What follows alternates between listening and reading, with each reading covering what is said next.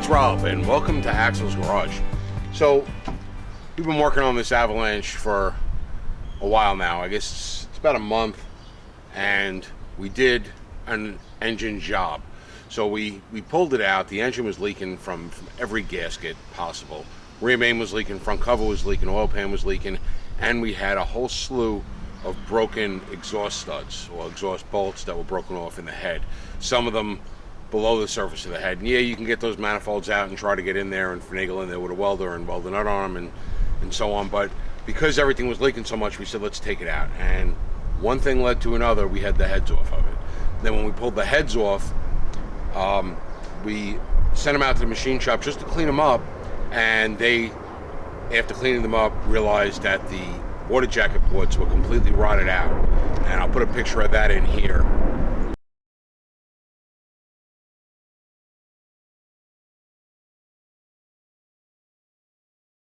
If I could find a picture of that. If I found one, you just saw it. If I didn't find one, I'm sorry.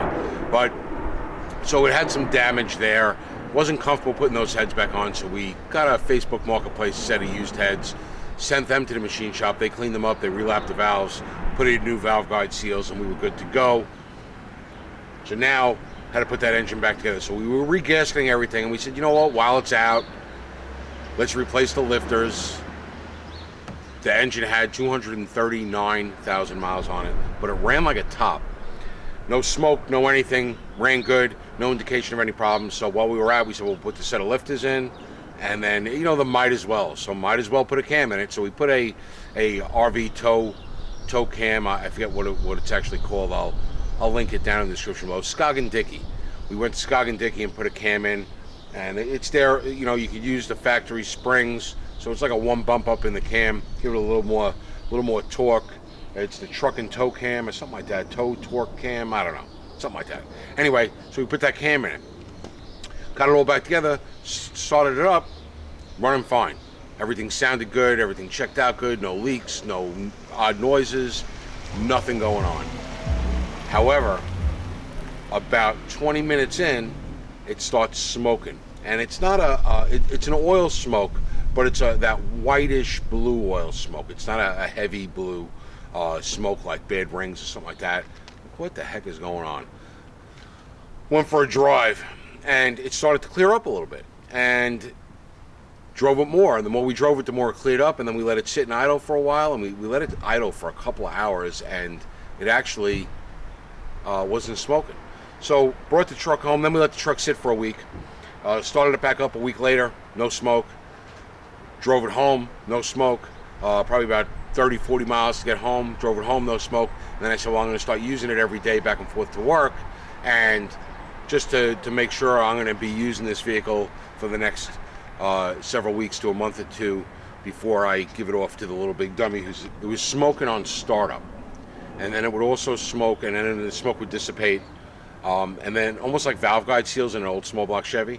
Smoke on startup, and then when you're driving, constant throttle, no smoke. When you would let off the gas and come to a stop, we'd start getting a little bit of smoke, and like I said, it's got a tinge of, it's a white smoke with a tinge of blue.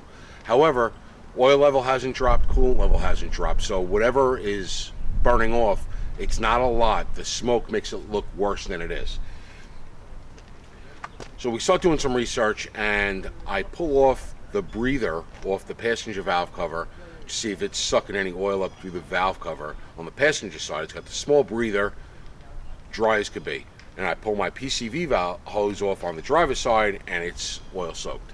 So we kind of came up with a hypothesis on what's going on. Yes, this is an 05, and yes, 04 and up vehicles did have, very rarely do you see it in 03 and down vehicles. It's mostly 04 and up into the teens.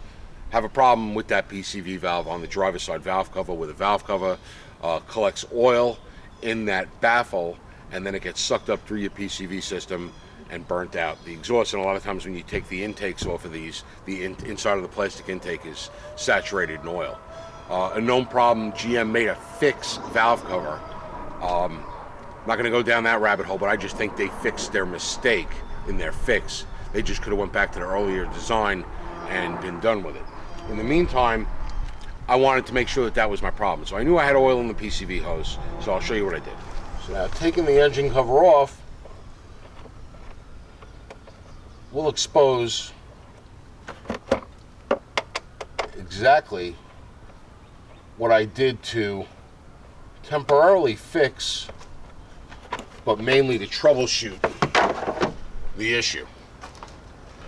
So normally, coming out of the intake, right here would be your vacuum hose, and it would go down to your PCV. So what I did was I took a piece of hose, plugged it into my PCV on that end, and just took a little piece of a shop rag and zip tied it to the top so that no contaminants get into my valve cover.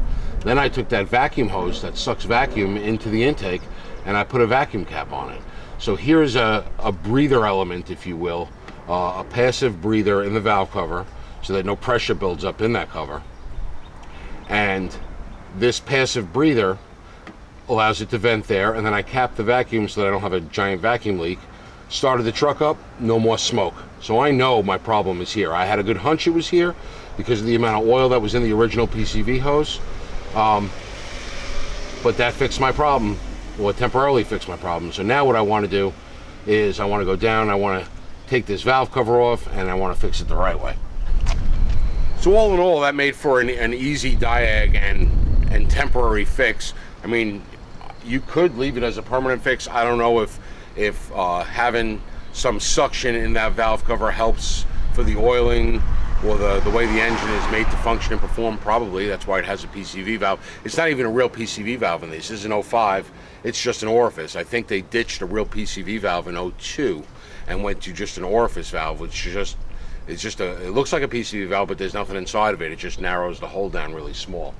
So my fix is going to be to use, you could go and use the later GM fixed valve cover and buy that, and it's anywhere from $100 to $150 if you get a Dorman or a GM.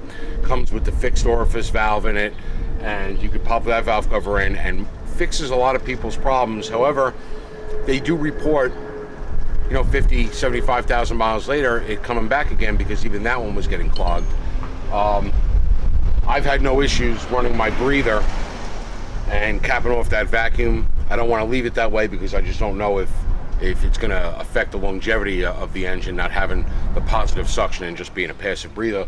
Although I do have suction on the passenger side, so there is some suction getting crankcase gases out through the passenger side valve cover, but it's a small vacuum hose that hooks up to the front of the throttle body, not to the big vacuum port on the intake manifold itself. That being said, the temporary fix works, and in the next video I'm going to do the permanent fix, and there it goes. Hope you enjoyed the video, and as always, thanks for watching.